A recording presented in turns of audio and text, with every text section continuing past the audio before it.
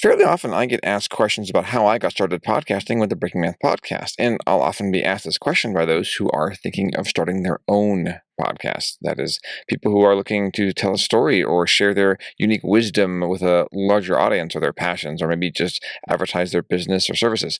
I usually like to start this conversation by either showing off or telling about our preferred podcasting platform, Zencaster. Zencaster is essentially an all-in-one podcast hosting platform.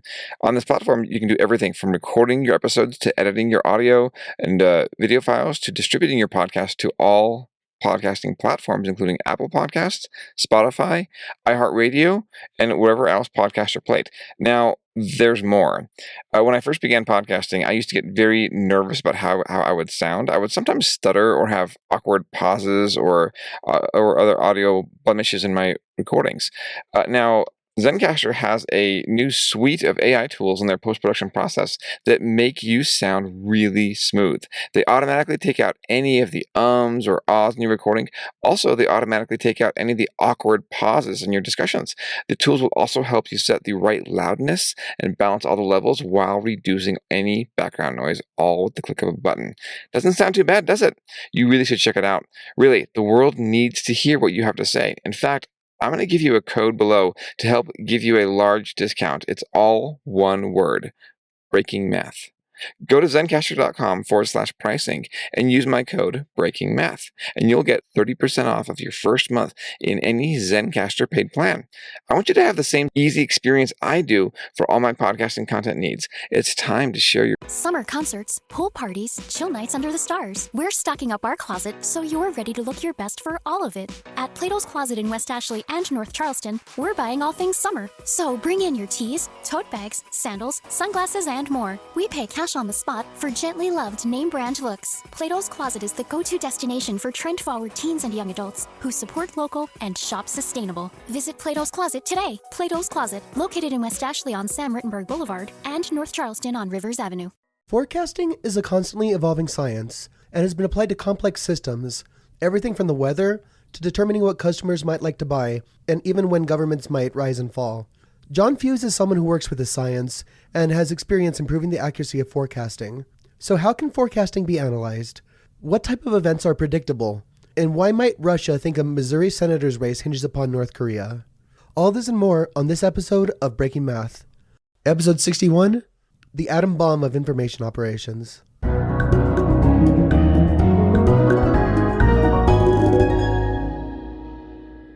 I'm Sophia. And I'm Gabriel. And you're listening to Breaking Math. Tensors are the mathematical objects used in Einstein's general theory of relativity. And now they're in poster form. We have a lovely 24-inch by 36-inch poster that we made about tensors, and it's available on facebook.com/breakingmathpodcast. Just click on shop. The posters are matte, full color, and make a perfect addition to any office or bedroom. So for $15.15 plus $4.50 shipping and handling, a grand total of $19.65, you can get this poster for you or someone you know. So check it out at facebook.com/breakingmathpodcast when you click on store and see if it's right for you. We're also on Patreon at patreon.com/breakingmath. You can go there if you want to support the show. Even a $1 donation makes a huge difference, and we'll send you a thank you message. With $1 or more, you can gain access to episodes slightly early and without ads. We also include the outlines we use to produce the show. We really appreciate your patronage at patreon.com/breakingmath. For news about the show, we're on Twitter at BreakingMathPod, on Facebook at facebook.com/BreakingMathPodcast, and we have an interactive website at breakingmathpodcast.app. More content coming soon. Get in touch with us at breakingmathpodcast@gmail.com with questions, comments, suggestions, corrections, and anything else. And we're interviewing today John Fuisz of Veriphix. John, thank you for being on the show. Thank you for having me. Yeah, I'm very, very excited to be on this show, actually. I'm excited for a few reasons. First of all, the way I got connected with John is through my brothers. My brother Adam, I believe, works for you right now. Is that right? Is that the capacity of your relationship?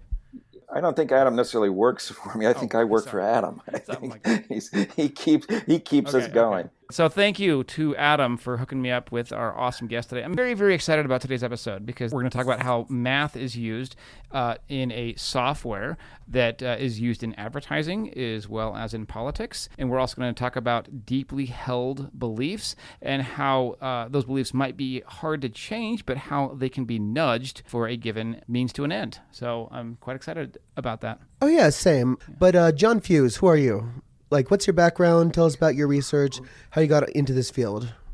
So I started as a physicist. I have a physics degree out of Georgetown, and then decided to go into law. And I spent 25 plus years in high-tech law, intellectual property, work, litigation, etc., where I was always faced with how do you move a jury? How do you convince someone, it's not X, it's Y? I had a foot in business, end up playing with some forecasting issues. I represent Libyan Broadcasting Corporation on disinformation when that regime fell. Lo and behold, the U.S. has its issue with Russian foreign influence. And really knowing a math error and knowing probabilities and forecasts, it was a problem that was relatively easy for us to solve. And that became Veriphix. Awesome. And so one thing that I think might be good to start off with is something that we touched on during the introductions. Do you want to tell the story about the senator's race? Sure. So that's 2018. Senator McCaskill is fighting for her life against the ultimate victor, Senator Hawley.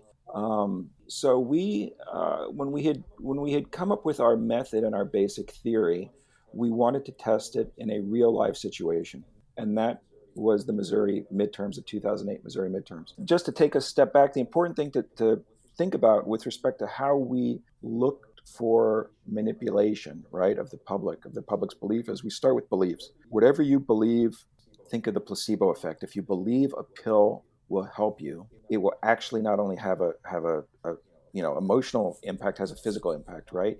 Your body takes that belief and actually internalizes it and does things with it. And really quick, just before you continue with your story, you keep mentioning this idea of belief. Can you refine that definition perhaps for our audience?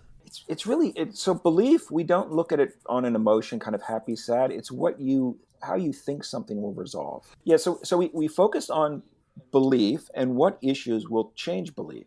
So what happened in Missouri was we were able to identify issues that we thought would impact people's belief with respect to Senator McCaskill.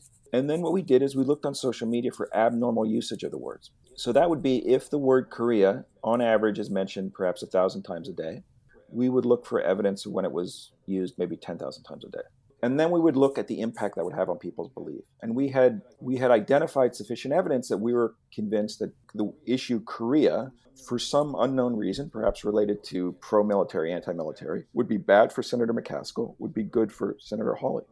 So we recruited a bunch of students over George Mason University. And during the final 6 weeks of the election, each week we would go through the tweets to look for abnormal usages of that terminology. And sure enough, right at the end, Senator McCaskill was doing very well for no apparent reason, had nothing to do with the news, had nothing to do with anything else. You saw the issue of Korea just spike. And as it spiked and was abnormally pushed through social media, Senator McCaskill's ratings just tanked. And what we found with our research is that you can actually move a population 3 to 5%, 3 to 5% of the population. So in these tight races, that's enough to flip a race. And she ultimately lost.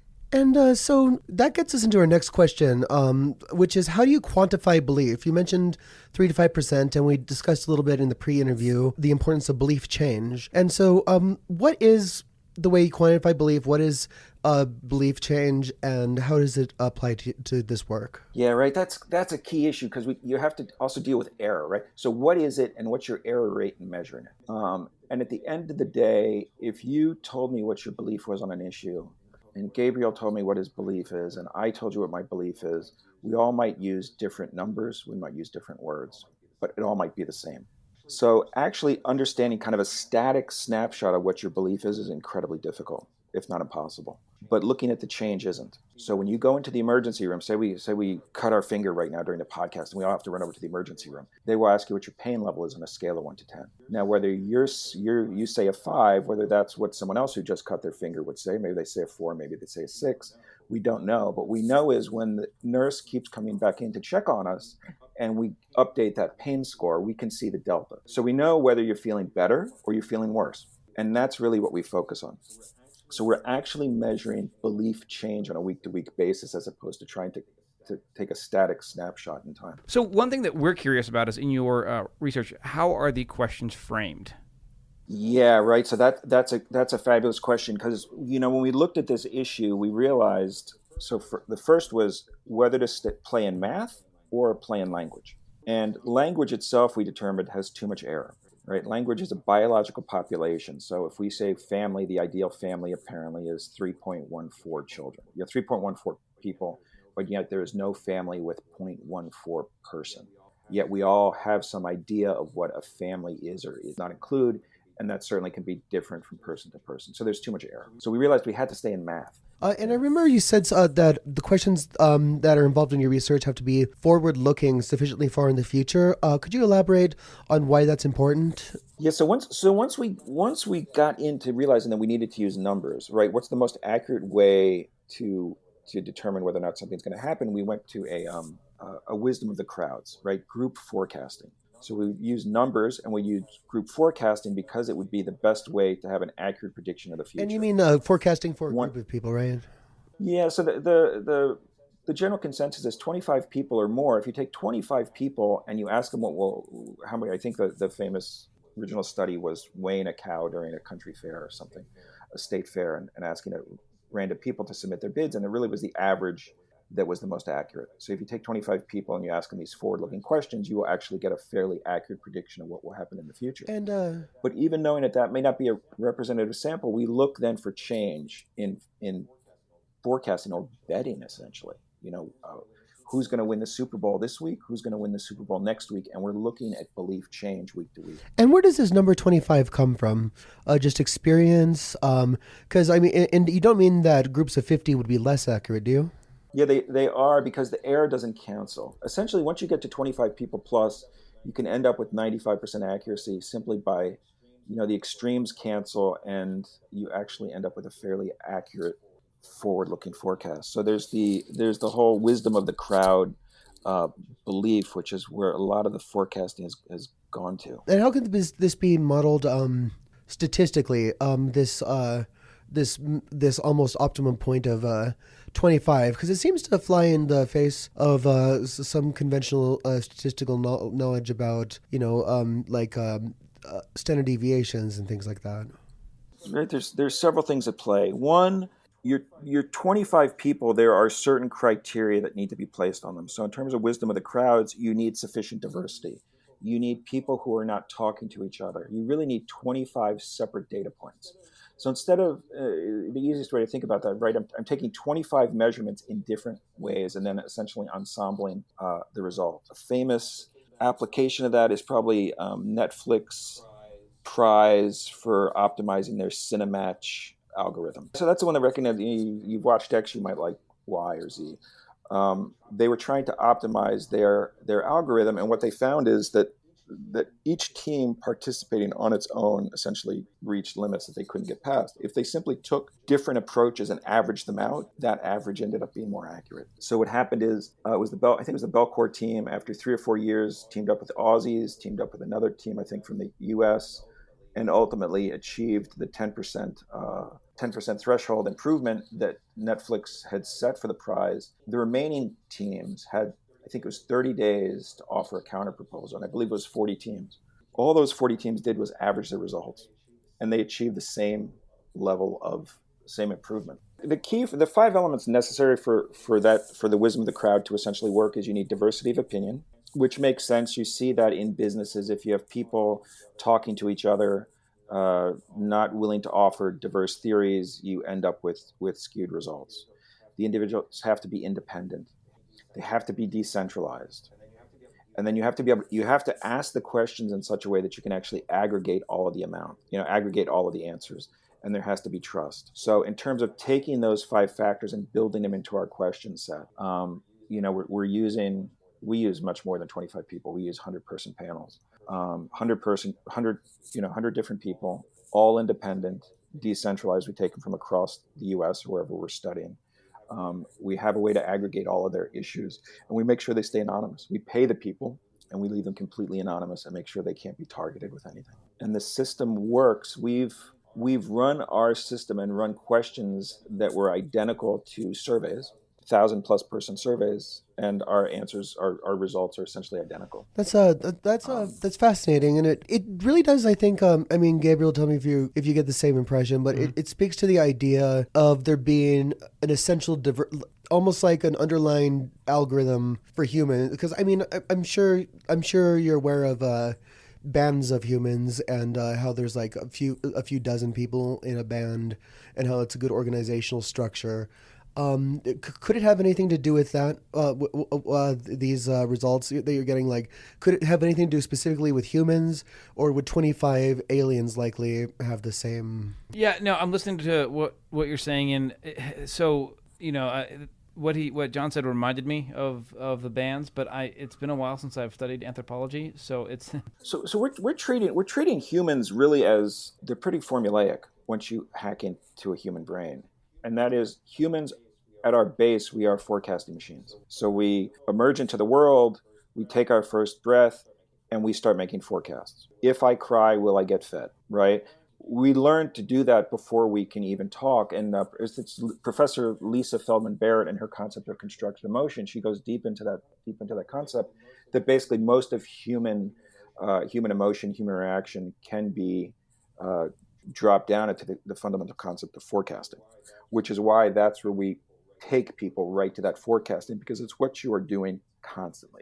It's the core functionality of your brain as a forecast. Interesting. I was curious, for just some more concrete examples. I know that we talked about an example in politics where you found an uptick in tweets on North Korea. I know there's some other applications of your software, like in the commercial world, like for Nike. Can you tell us a little bit about that? Sure. So you think about belief and how it affects us, right? It's really what product we choose, what we pay for products, how we use products, how we experience things. So the prime use of most of this is in advertising. How do I get someone to either believe in my product, believe it's good, believe it's worth paying for, etc.? So there's many different uses. And then there's also some social cause uses. So for Nike, they were very kind to be one of our first clients, and were very interested in women's empowerment issues, right? What was necessary for Nike to make and help more women feel empowered, that they could go out and exercise, that they could enjoy the benefits that men have. So it's identifying the beliefs, the positive beliefs, as well as the negative beliefs, and what issues, we call them nudges, could be used to kind of overcome that hurdle, because so much of their efforts, regardless of how much money they put in and how much effort, they weren't seeing the results. And so that was one of the first uses and key uses for the technology. So we studied East Coast versus West Coast. We identified the horrendous misogyny in New York, some of the horrible things people feel about women across the country, and then looked for ways to solve that. That's crazy. And that's interesting, and that really does get into this idea about ethics. And I was wondering if you could talk about ethics and maybe even include some stuff about the status quo bias in your description. Yeah, so on ethics, it's once you realize that brains are formulaic and you can move people, whether it's ethics in advertising, ethics in social issues, right? Ethics, if you can change the world, how would you change it? And so that's been a big issue for us within the company. Honestly, it's one of the first things that investors comment. Once someone has seen the technology and they see what it can do, it's how are we going to make sure you use it properly? And that's been a big issue. So we have a ethical policy within the company. We have a process in terms of how we even onboard clients. There are certain issues we will just not work on. I think we want to be someplace as a company where we can say no to clients if they are trying to do something in the world that we just don't agree with, because there's no point to make the world worst place. We had a lot of fascinating topics, or a lot of fascinating discussions in our pre-interview. Gosh, this brings me back. It surprised me when you were talking about misogyny, how many people in power, like as you were saying, CEOs, are very misogynistic, as showed up in your data. That's just, I don't know. That's just it just shows that we have a whole lot of work to be done. One of the questions, this is a bit of a lighter question here, but I was curious, in all of your research across America or the world, I'm curious what kind of trends surprised you the most in terms of deeply held beliefs or attitudes? It has to be with respect to people's view of Wow. women. Honestly, when we first ran the data and we got data back from New York, which I always just assume New York is, it's progressive, it's liberal, it's where I think of, as an East Coaster, it's where I think of kind of being the most forward thinking. The comments back with respect to women were so disgusting, I was going to throw people out of our study until I realized it was widely held. So we tested certain things. So it's standard research. Women on average do 30% more work around the house than men. So we thought, okay, well, let's make men aware of that and see what happens. And they don't care. Wow. Women exercising, whether or not men should take on more responsibilities around the house to allow women to exercise, those that are married. And the comments back were along the lines of, if she wants to get married, she'll look good. It's her problem. What was interesting and surprised us was LA was very female friendly. Wow. Right? Which you think they objectify women. It must be a horrendous place. But the reality was, I think what we found out was, there are powerful women in LA, right? There are actors that I don't know, pick your favorite female actor, Scarlett Johansson this week, who have achieved things people just dreamed they could, and therefore women are held in higher regard. We're in New York City, it's all investment bankers. Oh, jeez. It's all men, right? And so there's certain aspects of kind of those issues that are inside society. We ran another study where we did a black panel versus a white panel in New York City during the George Floyd protest. I mean, equally as disgusting. And it's just fascinating because it's when you can hack into the brain on some level and get someone to expose what they're really thinking, that's when you start to have a playbook. Okay, now I know what I'm up against. Now I know what issues will move them. Now I can start to do something. That's crazy. What also blows my mind is what you had said. Previously, you had said that when men find out about this, they don't care. So it's like, how do you make this world a better place then? I mean, I know that you're getting to that as well, but it's just. Well, it seems like if I'm not mistaken, it seems like a lot of your issues are it kind of reminds me of like a meteor falling on a seesaw where it just like changes course. Well, if you have like another meteor on the other side of the seesaw, it's the world's best seesaw. But it seems like you have like kind of like these fulcrum words and concepts. And you talked about the very surprising one with North Korea and Russian stuff earlier. Can you think of any other strange fulcrum type, hinge type words that you've encountered in the course of your research? Are you talking about issues? Like, in other words, why is it that North Korea specifically? Oh, yeah, like issue. As I understand it, and again, I realize we're jumping around topics a little bit, but this is all going to tie in together with the bigger theme here. Both talking about treatment of women as well as North Korea and hot button issues. I think what Sophia is getting at is why is North Korea a hot button issue in that geographic location? And are there surprising hot button issues in other places that you just wouldn't have expected? Yeah, they pop up all the time, right? And that's why we are not rational. If we were rational all the time, it'd be easier to advertise to people. It'd be easier to get people vaccinated. It would be easier to do a whole host of things. We are not rational. And the reality is understanding the basis for those irrationalities. What we say we want to do is not necessarily what we do.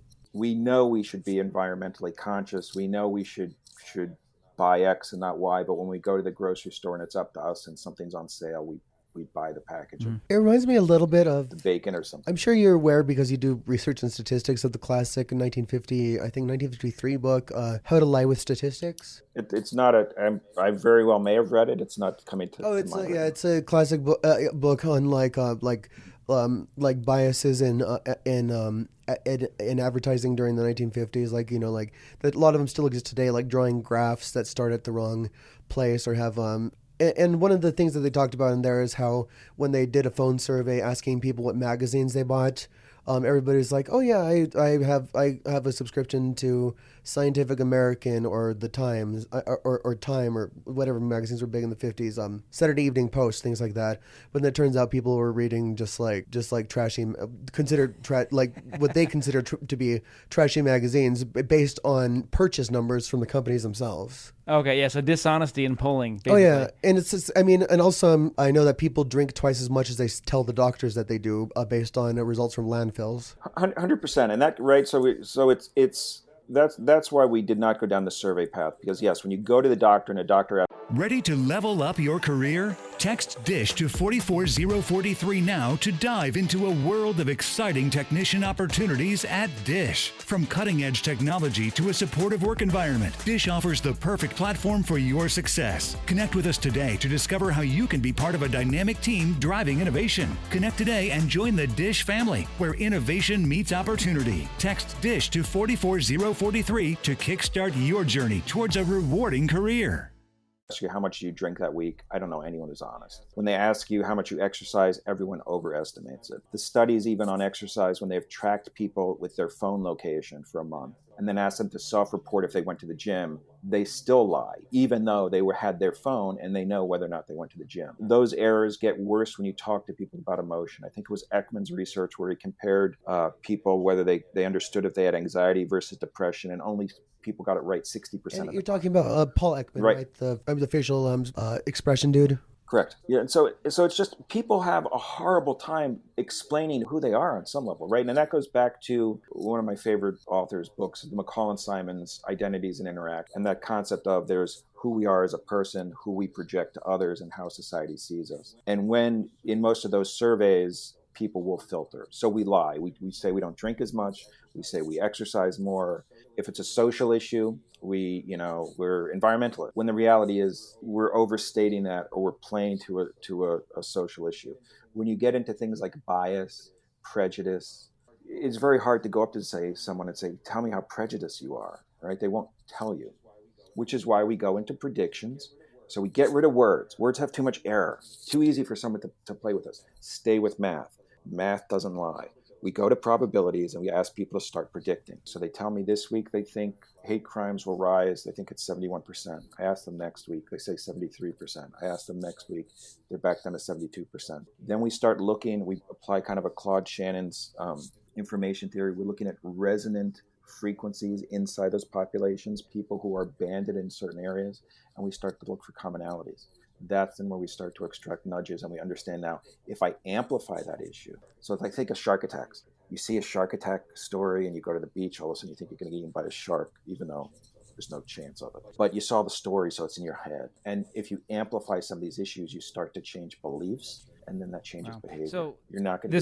This goes without saying, but obviously that's what's on all of our minds here with foreign interference in elections and in other things, is they're able to somehow identify those nudge issues, similar to exactly what you do. I know, I've read some leaked Chinese documents on commenters, and it seems to be there seems to be a lot of stuff about that, and also just like I know they're really concerned about broken window policies and things like that with respect to the internet. Well, it's really, if you control information that people are exposed to, you can then insert nudges. So there's the debate over Chinese control over Hollywood, right? And it works positively and negatively. So I was on a trip with my wife, and we were visiting a friend in Russia, and we're getting on the plane, and there are a bunch of Russian men behind us speaking Russian, and we both shivered. And it's because, and then we looked at each other, and I was like, oh my God, it's like we're in a James Bond movie and about to be offed or something horrible. And we realized, no, it's because in the movie, it's all you ever see. If you hear Russians talking to each other, it's in a movie,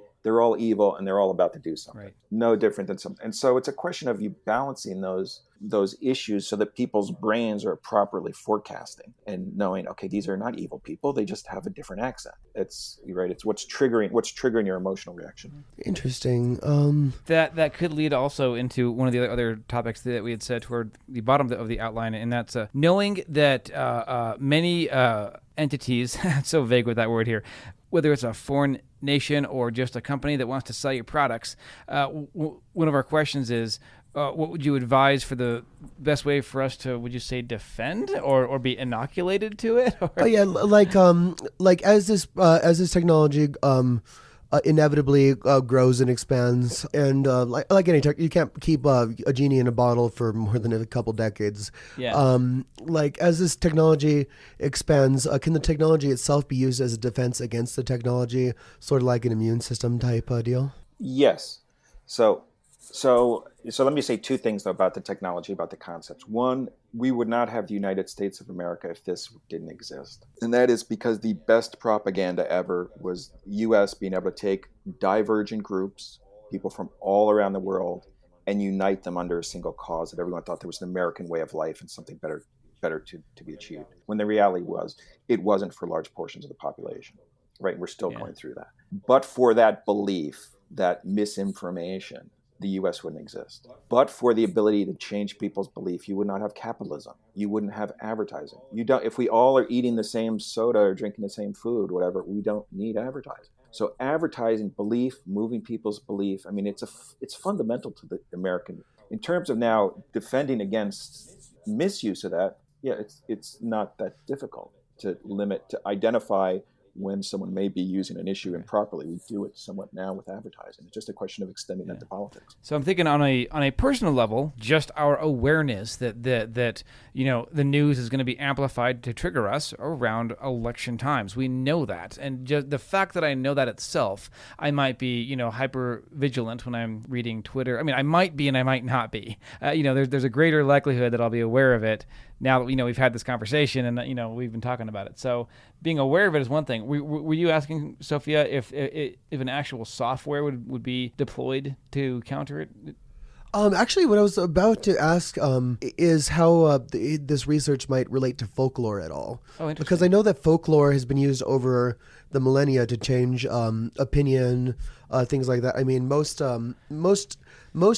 tales that people tell children are to get them away from cliffs and rivers so they don't drown or fall to their deaths. And I just think... and I think it's interesting because you talk about how the United States wouldn't exist without that, and I see the United States as a very folklore-based country. I mean, we're inoculated with this kind of folklore when we're children. The George Washington and the cherry tree, life, liberty, pursuit of happiness, all these wonderful concepts, and it's definitely in a folkloric context. So I was wondering if how folklore have you done research on folklore? Yeah, so this ties into something we were talking about before. So let's go back to probabilities for 1 second, because it all comes out of the math. And that is, if I have an 80% prediction, right? So I'm assuming that something's going to happen. So that essentially should mean the issue will resolve 8 times out of 10 in a positive manner. So I should have 8 yeses and 2 nos. I know it's wrong. I can know my 80% is wrong in as soon as 3 repetitions. So if I have a no, no, no, as opposed to no, no, yes, I know my 80% is wrong. For me to know that I'm correct, it's going to take 10 repetitions. So now when you think about it, I'm a human now, and I have a finite amount of time on this world. So there's certain things that I'm not going to get to repeat that often. I have to rely upon stories from past generations. And that's really, folklore is filling in those kind of long-term probabilities and those long-term patterns that as an individual I may not have the chance to identify, right? They're essentially the stories. Don't go near the cliff. Don't do this. Don't do that. Even religion on some level, right? They're trying to instill certain long-held beliefs that what happens when I die, who knows? And why should I behave? Who knows? But right, so you're instilling some of those stories for belief change, where I will never know I'm correct. I will only know I'm wrong. Nice. Very cool. Very cool. You listen to Breaking Math, which probably means you're a big nerd. And you're in good company. We're all big nerds here at Breaking Math, and I want to talk to you about Brilliant. Brilliant is a one-stop shop for math and science. They have everything from lectures on number theory to mind-expanding puzzles and exercises. And how do you learn this, you might ask? Through both presented information and problems to solve. After all, you learn best by actively using your knowledge. This week, we want to feature a wonderful course on machine learning. It is one of many courses in data science available on Brilliant. So what are you waiting for? Sign up at brilliant.org/breakingmath. The first 250 listeners get 20% off the annual subscription. That's brilliant.org/breakingmath. Hey, Breaking Math fans. First, I want to thank you for listening. I have an important message for everyone. You can start your own podcast right now with Anchor. Anchor lets you create and distribute your own podcast. Just get an idea, record, and upload. It's just that easy. Anyone can do it. I'm on my way to accomplishing my dream, and you can too. Just get on your device's app store and download Anchor. It contains everything you need to make a podcast. With Anchor, you can put your podcast on all the big platforms: Apple Podcast, Spotify, Google Podcast, Amazon, and more. Reach the whole world with Anchor. Best of all, Anchor is free.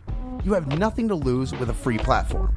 Download the Anchor app or go to anchor.fm to get started.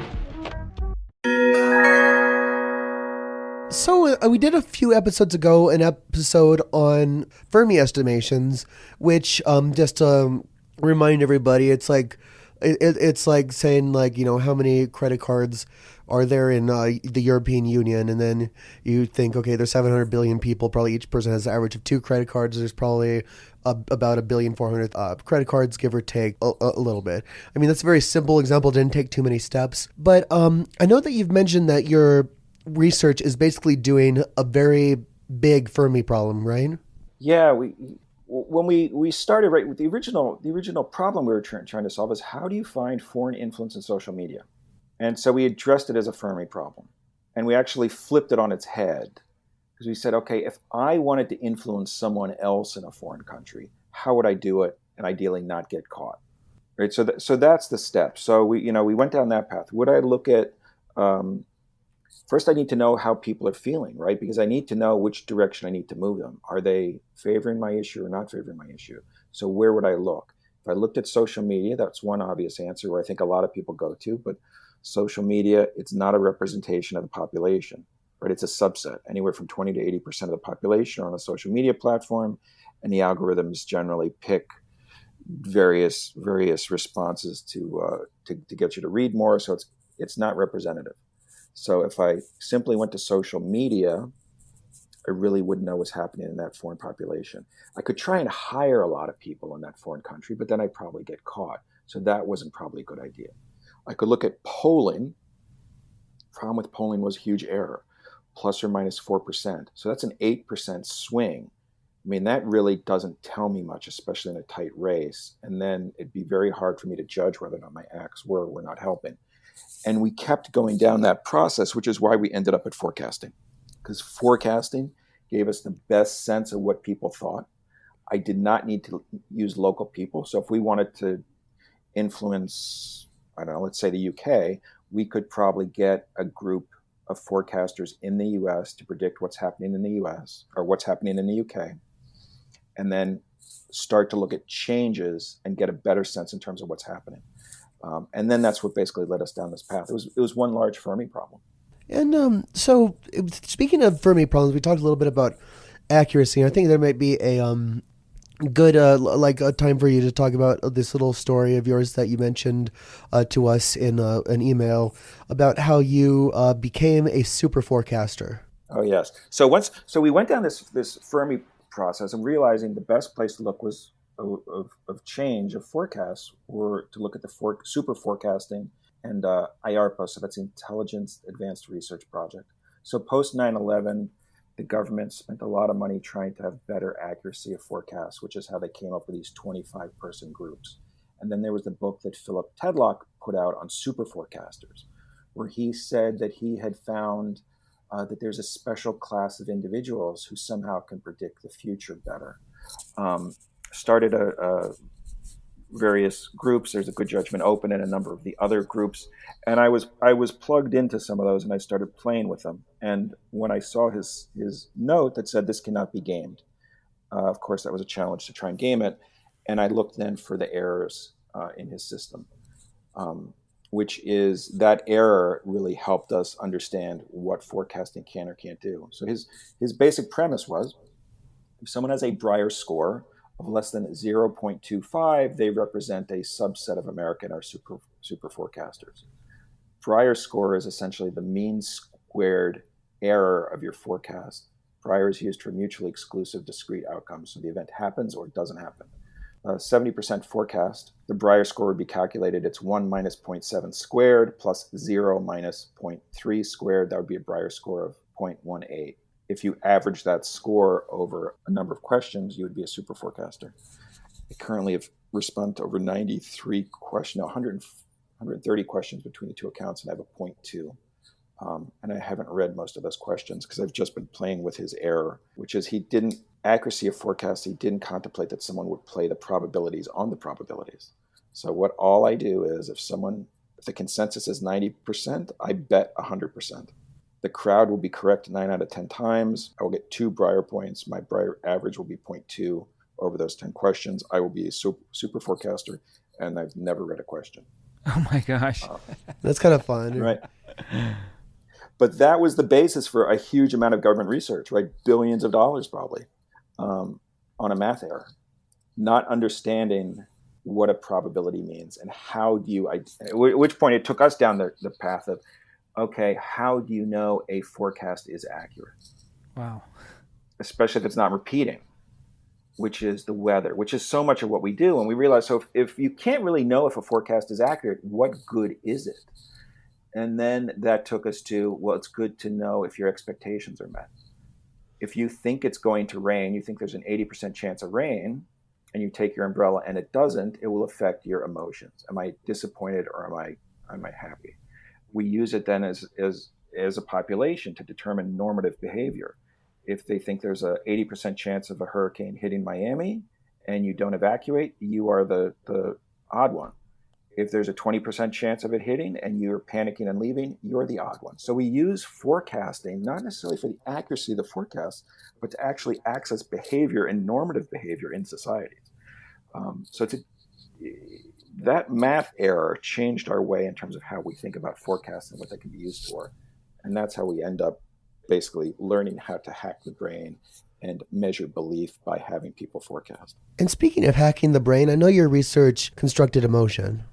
Correct. Constructed emotion, right? That's the concept of how we experience emotion really is based on how we are raised and what we are told our emotions mean. Right? So as you were young and your parents telling you you're happy, you're not happy, they are putting words to then equate with what you are feeling. Right? And your understanding of those emotions, it really has to do with your emotional upbringing. That's now think about that in terms of populations. There will be similarities probably about all the kids in the neighborhood when you grew up in terms of how you were raised. There will be, right, versus, and maybe that applies to your state, but maybe that's different from the neighboring state. And yet, as you go through life and these different populations mix, you all have different biases. You have different triggers. What will trigger you to be happy? What you say is happy will all start to change. The best person, if you want to learn about triggers, is probably just you almost need a partner who's living with you constantly, who knows, okay, this just happened, that's going to trigger John's bad mood, and having that person flag your triggers, and all of a sudden you'll start to see your triggers and realize what's changing your emotion and how you describe your emotion, how you're reacting to something that someone else may not react to because they were raised differently. Okay, yeah. So like if a sports team loses, obviously a huge part of the population will be suddenly grouchy. Right, but I didn't grow up watching sports, so I could care. I could still watch a nice game, but it doesn't affect me the same way as maybe someone who was raised a diehard Steeler fan or some such thing. And oh yeah, and I noticed that during this pandemic, there were people who weren't really bothered by the masks, and people who were. I wore a mask and I was bothered by it the entire time. But I did it, for health reasons. But I noticed that some people really didn't like going out in a mask.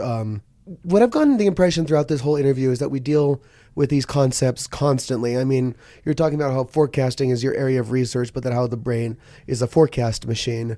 And I mean, it's interesting. We had an interview with a neuroscientist from University College London a while ago, Peter Zeidman from University College London, and he talks about how the brain is like, I think it's two sides of the same token, a science machine, how the brain works as a constant scientist, having hypotheses, predicting the future. And then it's just interesting that we're really finding out, it seems like especially in the last 20 years, that the brain has been expressing itself within our society, as the institutions of like science and media and things like that.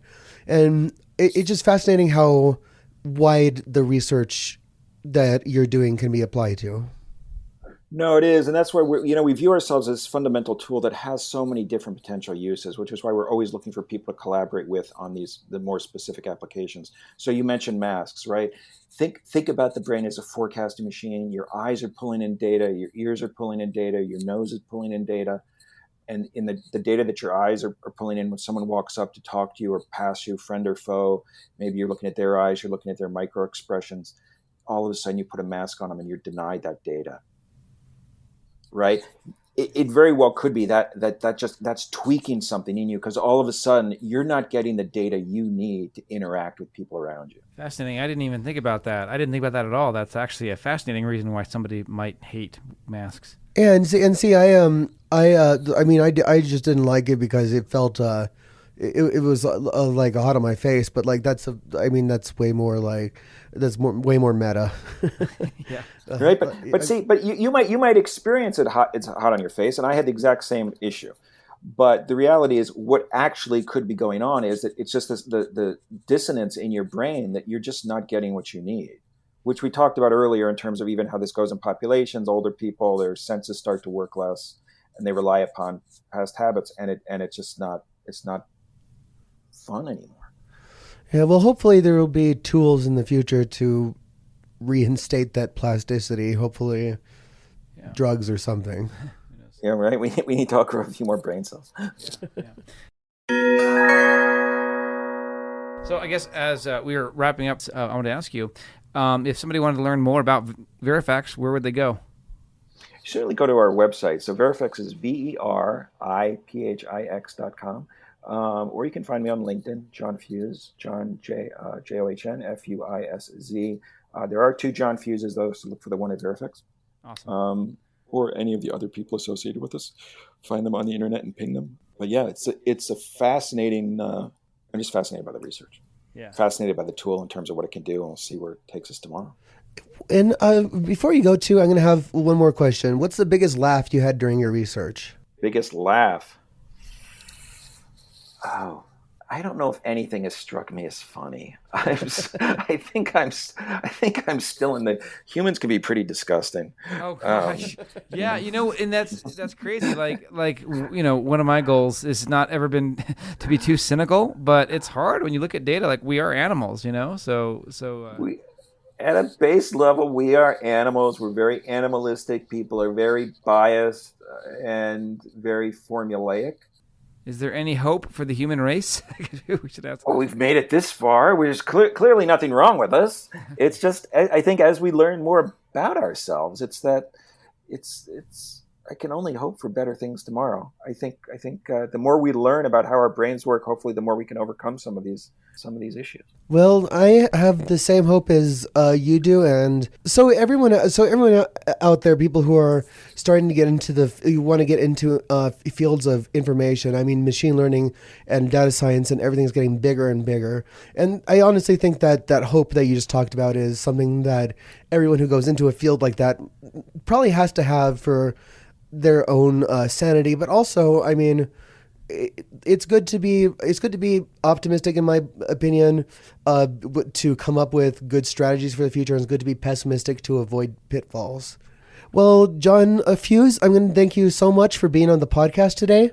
And again, that's Veriphix.com, Veripix, or you can find John Fuisz, Fuisz, John with an H, on LinkedIn. And he's the one who works at Veriphix, not the other one. Sophia and Gabriel, thank you very much for having me on. Our pleasure. Yeah, absolutely. For sure. We should do this again sometime.